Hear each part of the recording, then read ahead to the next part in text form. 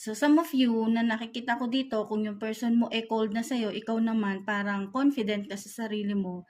Kasi hindi kayong yung tao na kakailanganin mo siya kasi dahil sa financial. No, hindi.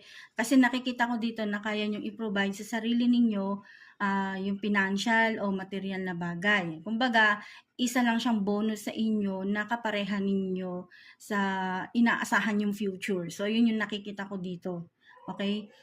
Ngayon, sa advice na nababibe ko dito, etong person ninyo, kahit magpapansin kayo dito, hindi kayo papansinin dito. Pero nandoon pa rin yung love.